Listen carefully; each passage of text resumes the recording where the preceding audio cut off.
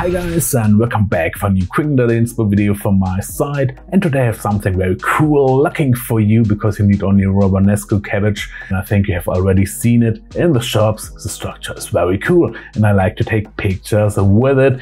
Here you will find my complete materials and below you will find my camera settings. And my setup was also very simple. I used the black underground and background, placed the Romanesco cabbage in the center of it, used my tripod and my macro lens, and then I did pictures with a closed aperture or with a wide open aperture to get different effects. And to make it more interesting, the pictures I used also two RGB panels like this here in different colors.